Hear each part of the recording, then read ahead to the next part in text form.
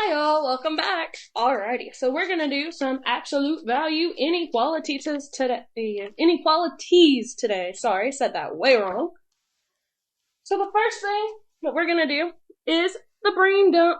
What do we know about absolute value equations? And do you think that this will help us when solving absolute value inequalities? So we talked about in class that we know that they're gonna have two answers. So similarly, just like absolute value equations have two answers, so will these. One will be positive, one negative. Okay, we're going to still solve it using SADMAP.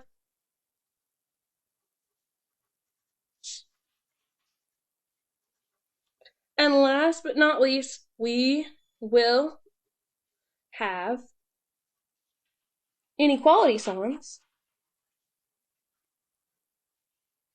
not equal signs.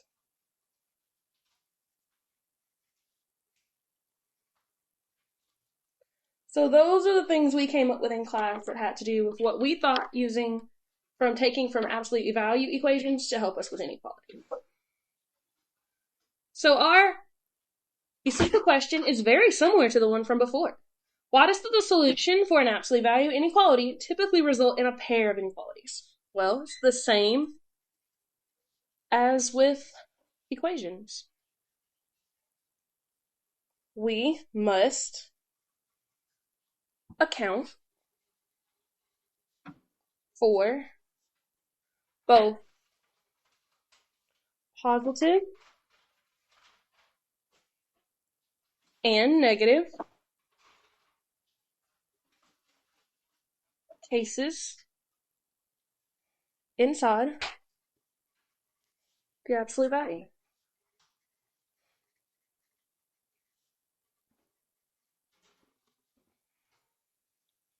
So sometimes, if you want like 4, it could be -4 or it could be 4. So we've got to account for the positive and the negative cases. Alrighty. So just like we did with the equations, we are going to do a quick review. So take a look at this one. If we want the numbers less than 4, then we know that 3, 2, 1, those numbers would work. So x could just be less than 4. But we also know the numbers bigger than -4 would work. So x greater than -4. Because those would be like -1, -2, -3, and those would also work. So, to decide if there's an and or an or in there, we just got a grapher. So we're going to have our -4 here, 0 here, 4 there. We're going to have open dots, and we want the numbers less than 4, so we're going this way, and the numbers greater than -4, so we're going this way. So we have a and. So if you see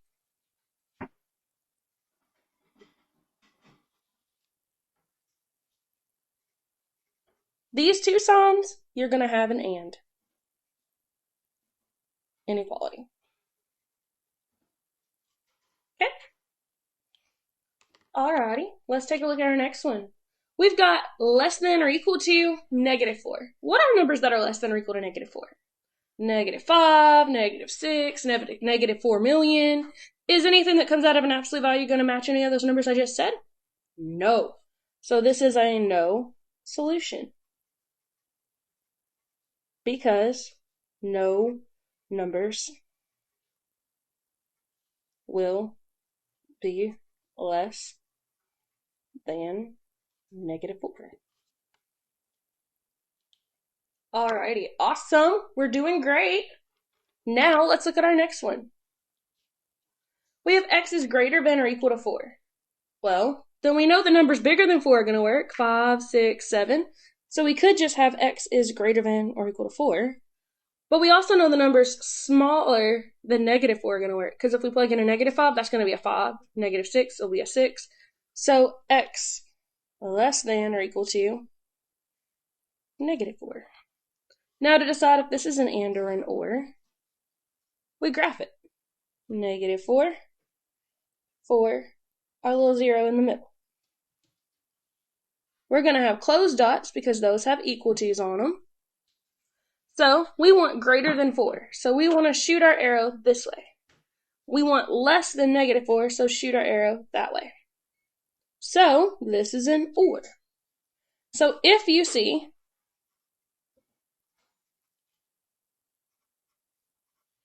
either of those signs, you have a OR inequality.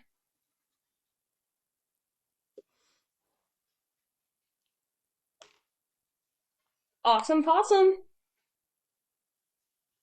Alrighty, let's keep going. So these are not that hard to think through, but I want you to be able to see problems like these and think, oh, I know what I'm doing and I got this. So what's different about them? Well, we're going to have to deal with the numbers on the outside of the absolute value.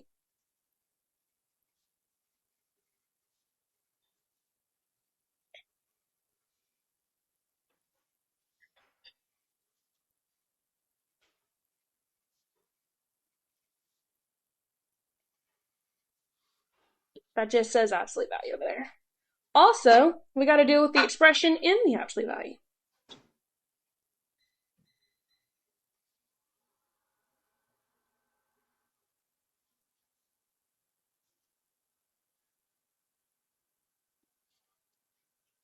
So really, these are very similar to the ones that we had with equations, where there's lots of stuff on the outside we're going to have to take care of, and then there's lots of stuff on the inside we'll have to take care of as well. Well, just like with equations, I got some tips and rules that'll help you out.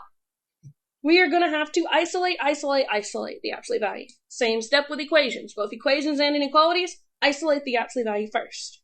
Then, same thing, write the expression in the absolute value 2 times. Then we're going to KFC. Keep the original, flip the inequality sign, change the sign on the solution. We're going to solve both inequalities and then graph it. So K, F, and C. Alrighty.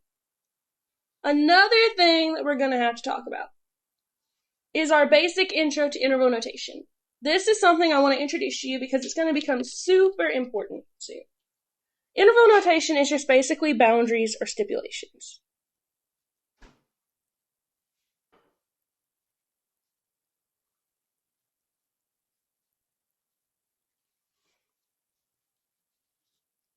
So, whenever you see a parenthesis,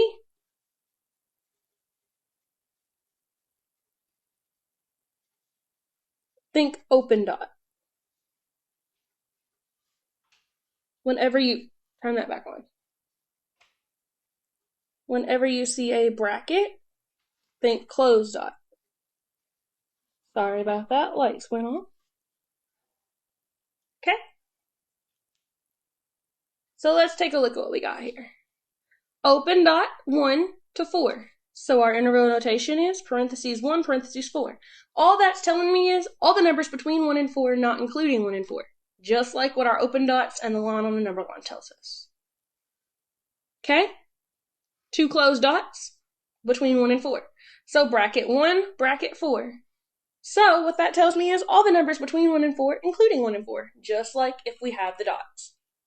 Okay? Notice that if we have 1 open dot, 1 closed dot, we just put the parentheses where it goes. So parentheses on 1, bracket on 4. Same for the next one. They just swap it. Now here's where we need to talk about it. Our infinity always has parentheses.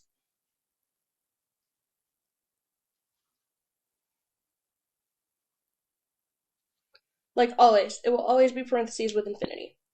What this is saying is, we're going to go to 1, and we're going to keep going all the way to infinity. Any answer on positive infinity side of the number line will work. So we have a 1 to infinity.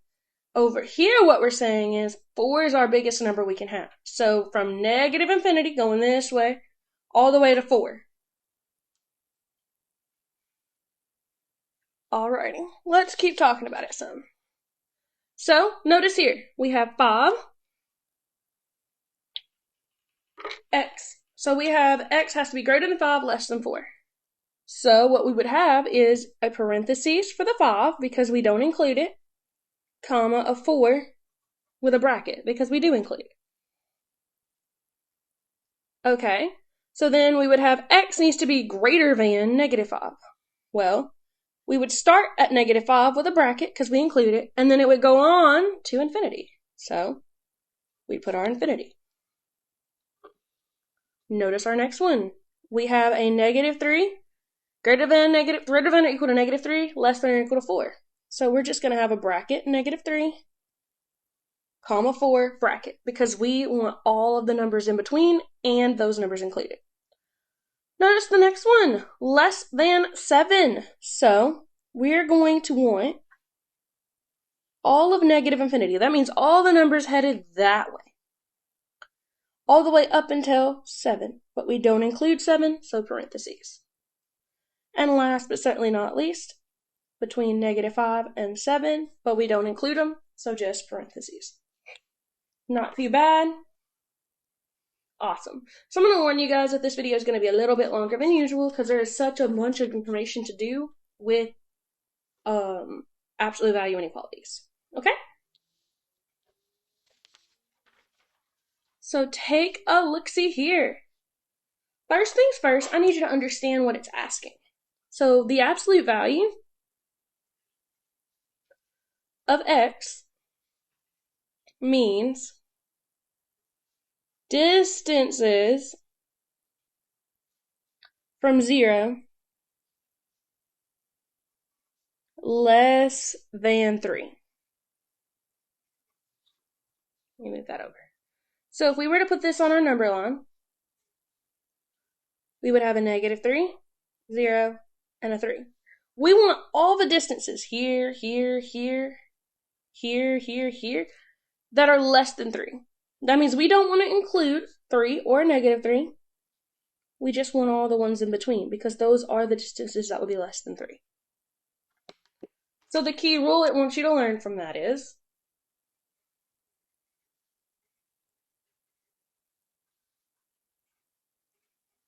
that these signs give you an and. If you can remember that, that's perfect. If you can't, it's fine. Using KFC will help you to solve it either way. So let's use KFC. Well, then you have the absolute value of x less than 3.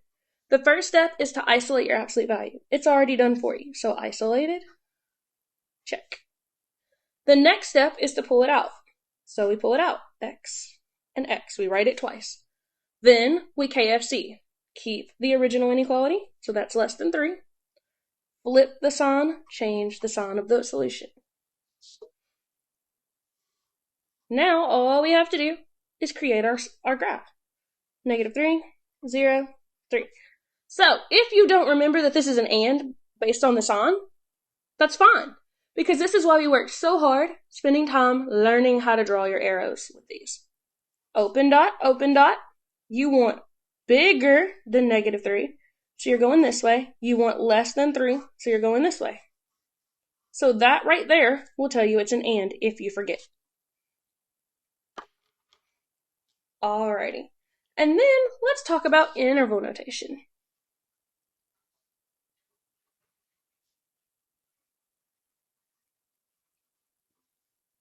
Our interval notation is going to be from -3 to 3.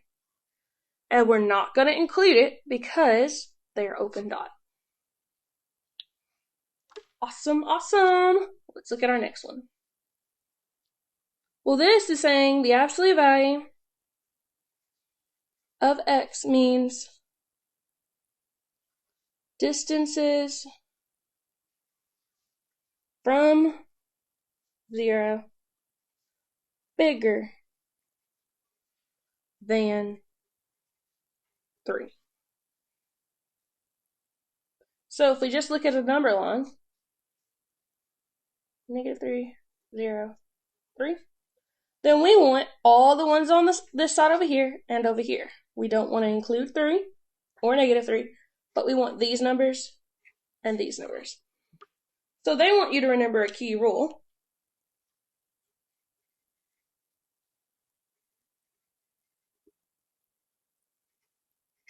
That these signs will give you or inequalities.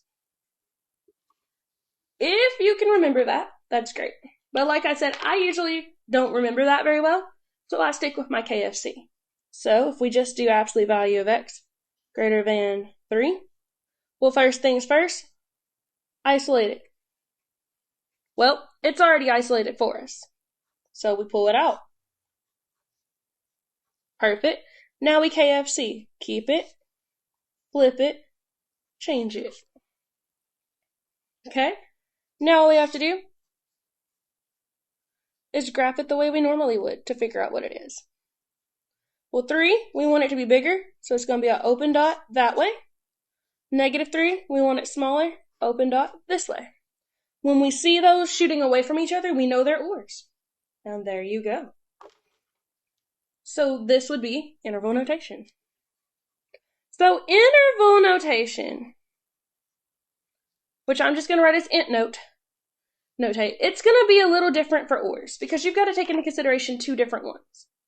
So all the way from -infinity, so I'm standing here on the number line, we walk up and up and up until we get to -3. So any number you can think of, I usually think of like -4 million, all the way up to -3 is going to work. But we don't include -3. We can't stay on -3 for a while. However, if I'm walking on this, I still can't include 0 or 1 or -1. So a U, that U version I just wrote there stands for jump. So if you're standing here, jump to the other side to get your -3. But we're not including it, so it's a parentheses, all the way to infinity.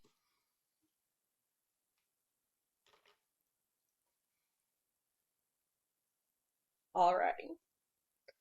So we're not going to do the show your learning ones. If you ever need those, try them on your own. Come check in with me and see how you do. We are, however, going to jump right into the practice.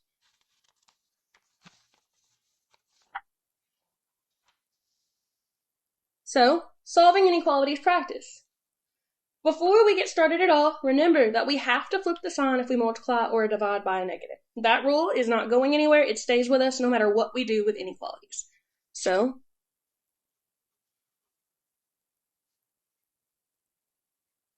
remember, flip sign when multiply or divide by negative.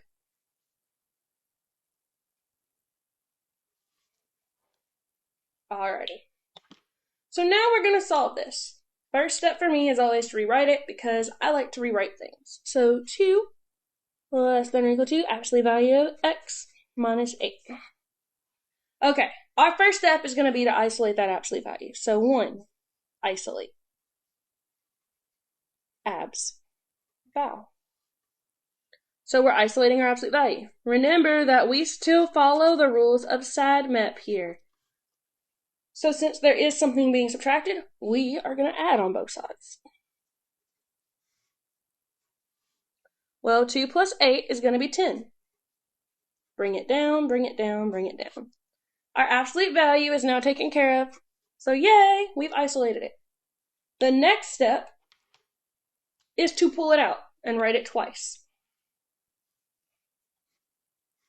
So x here and here. Okay, cool. Now we KFC. Notice that when we K, keep it, we have to keep it looking at the way it was looking at the X before. Alligator mouth pointing at the X.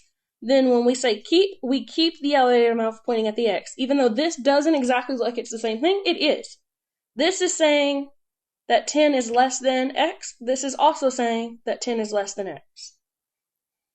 Alright, now we flip it and change the sign. Cool, we got our answer. So we're going to draw our line and graph. Well, we're going to put our -10 here, 0 in the middle, 10 on this side. We're going to have closed dots because they are equal to's. So remember, we want greater than 10, so we want the numbers going to the right. We want less than -10, so we want the numbers going to the left. Well, notice, since they're shooting away from each other, this is an OR. So, the only thing left for us to do is to write this in interval notation.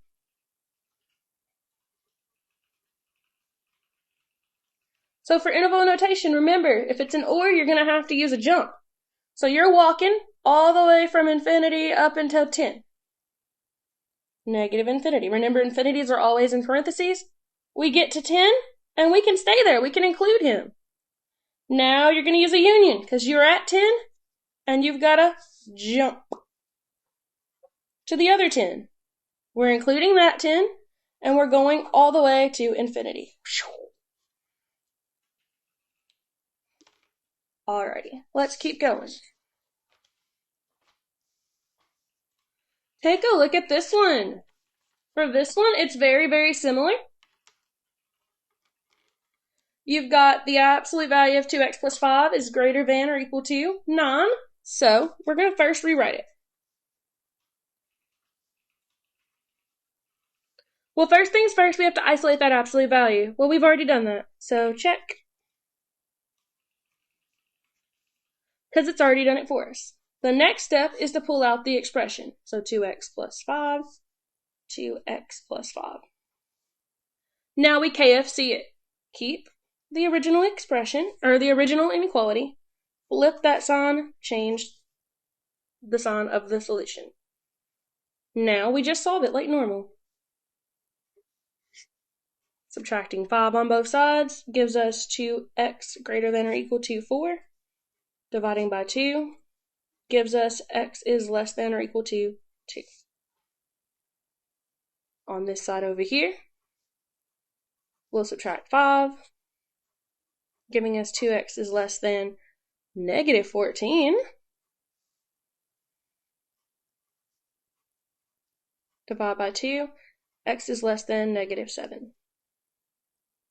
So, now we just have to graph our babes. We know that our negative 7 is going to be here, 0 here, 2 here. They're going to be closed dots because we have equal to's. We want numbers less than negative 7. So we want to go to the left. We want numbers bigger than 2 to the right. We got us another OR inequality.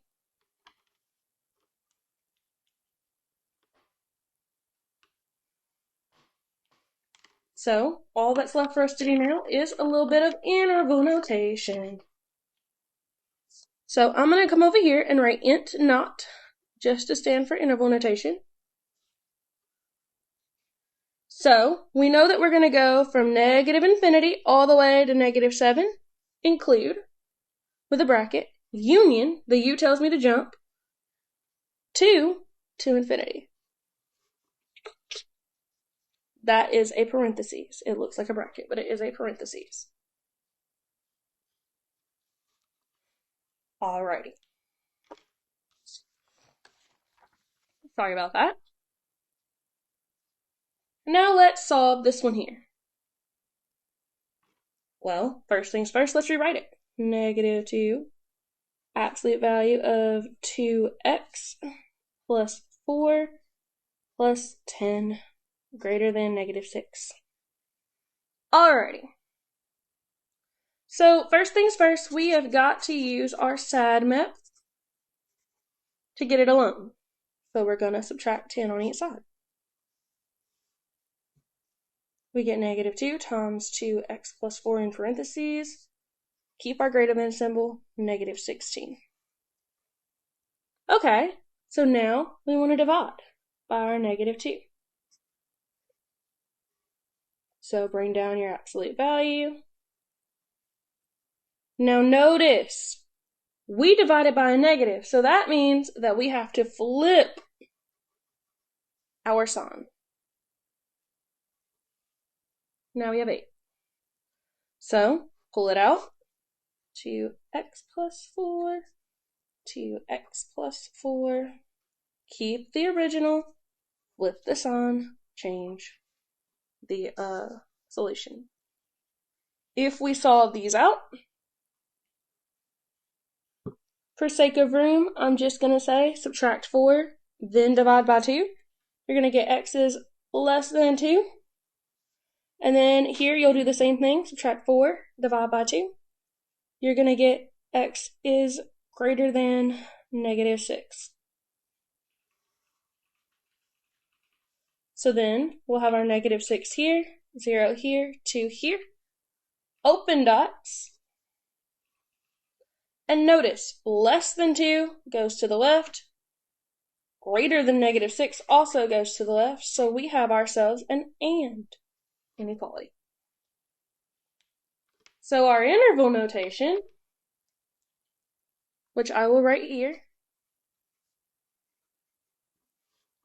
is just going to be negative 6 to 2. In parentheses, because we don't include either of them. Alrighty-o. Now let's take a look at D. We're going to solve the inequality. So let's get started with it. I'm going to first rewrite it, because rewriting it's the best step first for me.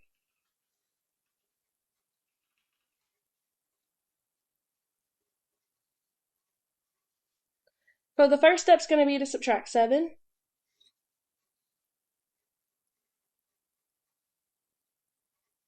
Six minus 7 is going to be negative 1. Then we're going to divide by 5. And we're going to get the absolute value of 3x is less than negative 1 over 5. Is there any way that anything that comes out of that absolute value can be less than negative 1 over 5? No way, Jose. So this is a no solution. Now I have to caution you. Notice that we got our absolute value all by itself, just like with equations. That's important. But you also need to pay very, very, very close attention to the signs. Because if this had been a greater than sign, so caution, pay attention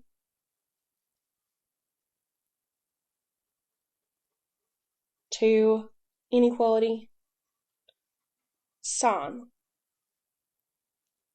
Because if this was a greater than, then this would not be a no solution.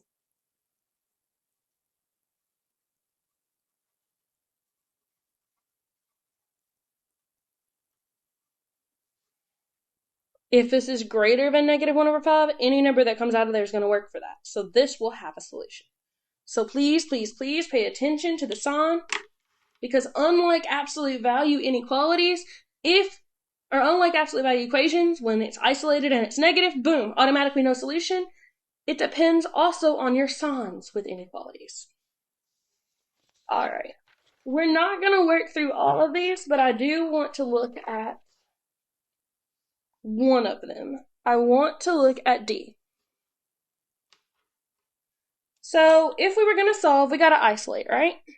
We would isolate by subtracting 10 on each side, and we would get x plus 6 is greater than negative 2.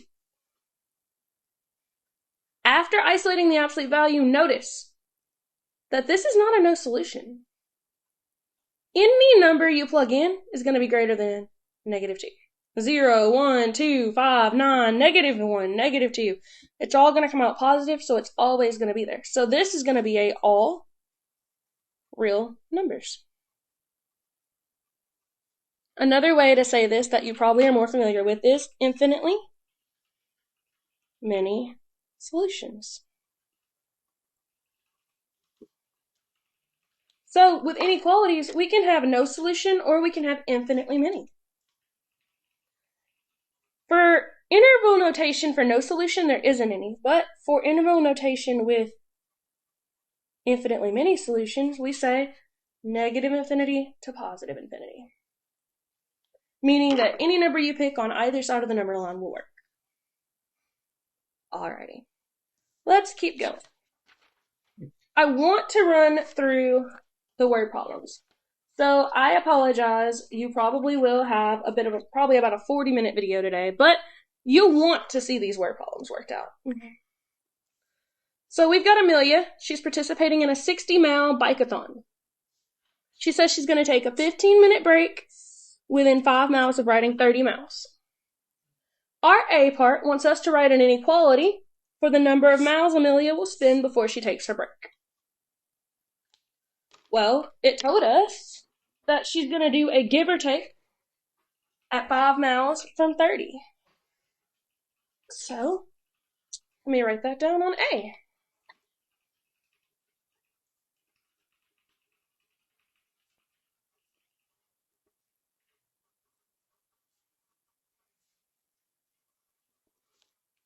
That means we need to subtract 5 miles and add 5 miles.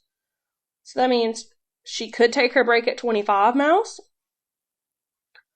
or she could take her break at 35 miles. All right. So how is the number of miles she spends before a break related to the amount of time she takes the break? So we want to know how number of miles related to the time. Well, let's think about it.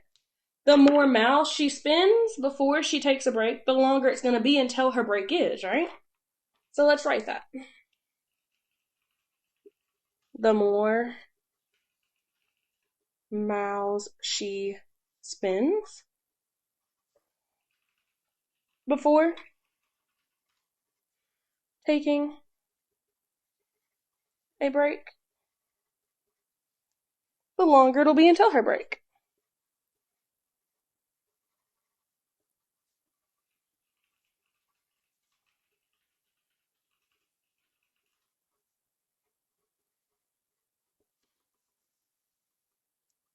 Alright, and C just asked us about how many hours will she spend before she takes a break.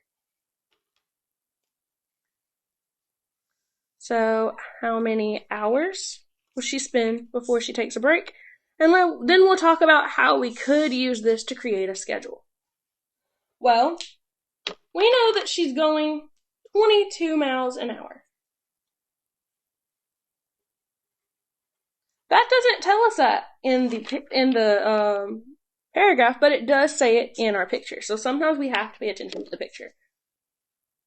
She's going 22 miles per hour. So that means at 25 miles, which is when she might take her first break, she could take it then, we're going to divide by miles per hour. Well, then the miles will cancel, leaving us with 1.1 hours. Or she may not take a break then. She may decide to take a break at the 30-mile mark. So we will do miles per hour. So she's either going to take a break somewhere between 1.1 and 1.6 hours. She will take a break between 1.1 hours and 1.6 hours. So we could use this to calculate when she'll have her break and how long exactly she'll be cycling. Because we know the break's going to be 15 minutes, and we know how long she's going to take to actually cycle before the break. So we could set this up. Alrighty. So this was just a little intro that they had to help you see that we can use absolute value to help us out. Let's take a look at our next absolute value problem.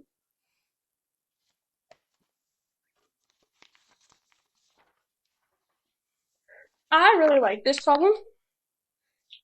It's about a debate team. We're traveling to a tournament where they're going to stay in a hotel for 4 nights.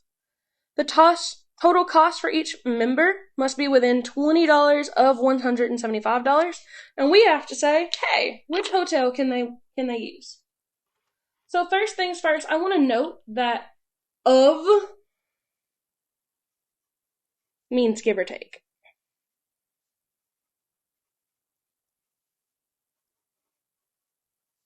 $20 from $175. Let me move that back a little bit.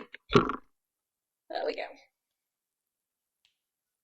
So now we need to let our X be what we're looking for. Well, we're looking for the cost per night for one room. So let X equal cost per night of one room. Well, then how many rooms do we need, guys? We need 4. So we're going to have a 4x minus, what's the total that we could do? 175. And we put this in absolute value because if we choose a smaller rate, it may be smaller, and this would be negative, and we don't want negative to be what's left. Okay, and then we want this to be less than 20. So all that's left to do now is find that minimum and maximum cost. To find the minimum cost, we're going to take it out. 4x minus 175 greater than or equal to negative 20. When you're doing minimum, you're going to have greater than because you don't want this x to be the smallest. We want it to have where it can be bigger than it. For our maximum, which I'll write over here, we do the exact opposite. For x minus 175 less than 20. Because we want our x to be the biggest, like we don't want it to be able to go over a certain number. So let's go ahead and solve.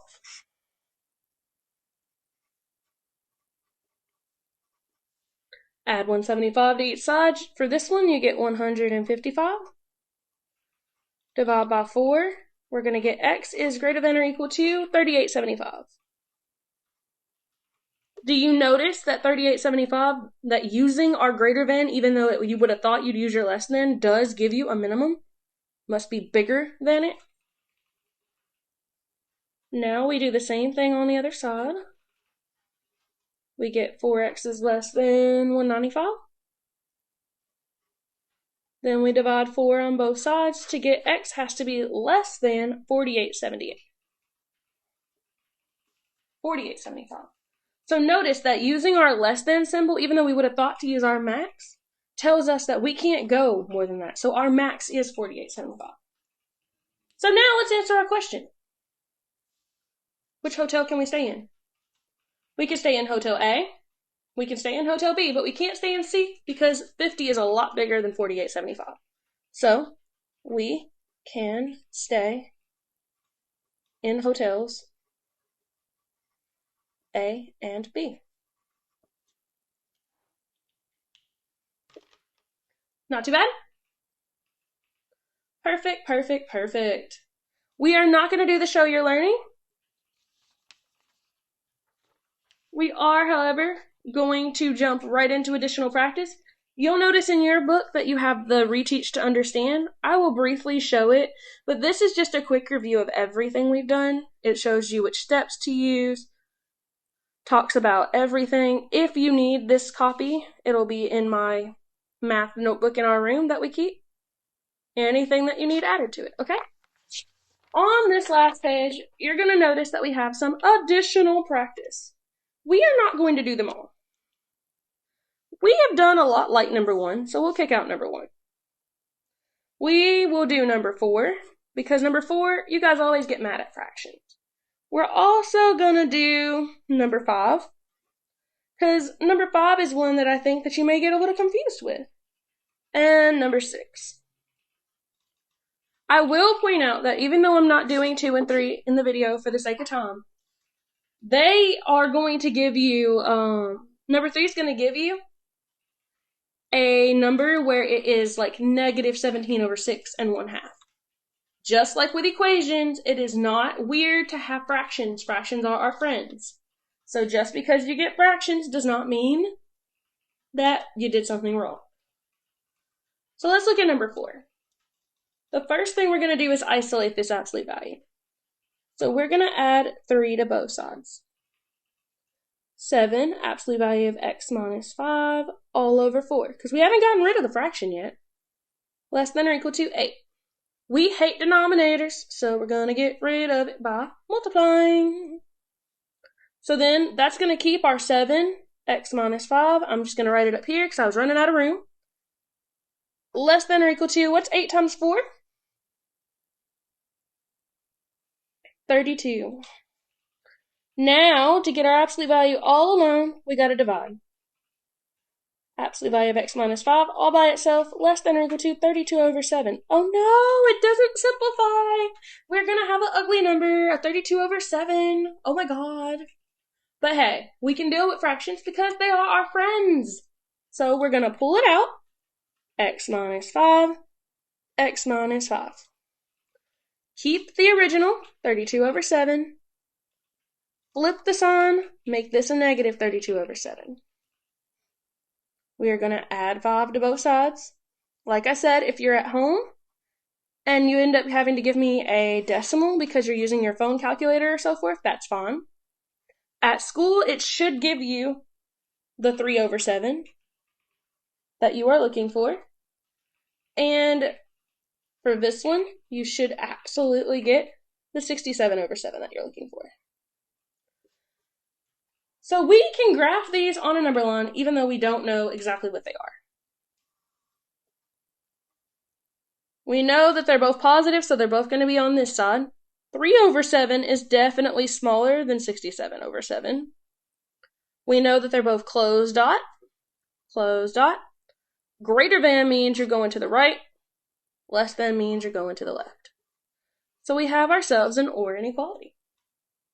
And because of fun, interval notation is going to tell us that this is negative infinity to 3/7. So yeah, we can have some interval notation even with fractions. Union, we're going to have 67/7 to infinity. Yay! Yes, my infinity looks horrible. So there we go. We solved it. Let's take a look at number 5. For number 5, we still got to get apps all by ourselves. So we add 6.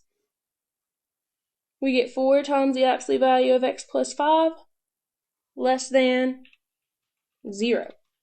Then we divide by 4, and we get the absolute value of x plus 5 is less than 0, or greater than 0. So, we know that 0 can't be positive or negative from working with equations, but we can still flip our signs. So write down it twice, x plus 5. You can be greater than 0 or less than 0. So you won't have to change your signs, but you will have to flip those inequality signs. We subtract 5 on both sides. Then we get x is greater than negative 5. X is less than negative 5.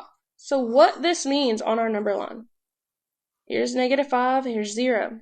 We don't want negative 5, but we want all the numbers bigger than it and smaller than it.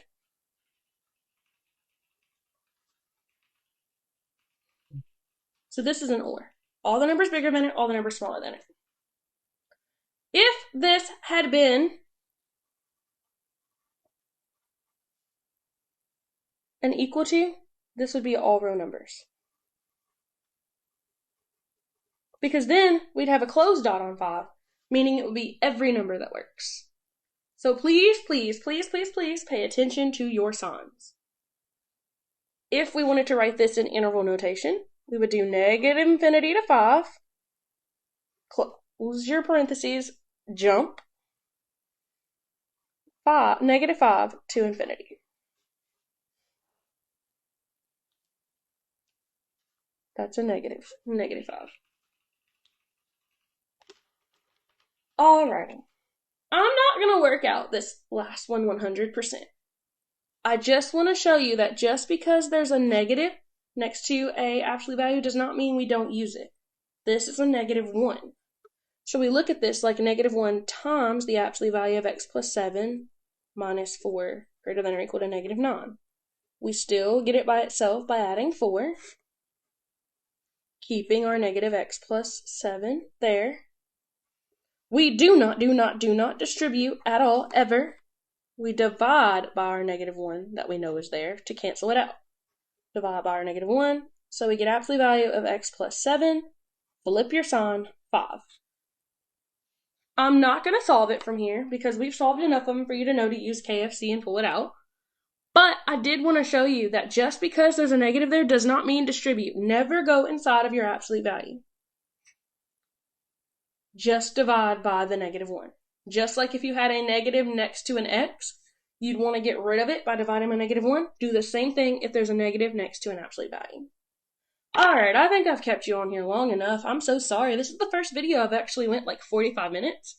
But there was a lot of information that was super important here. So, if you have any questions or need anything else, or need any help with this, please feel free to reach out to me.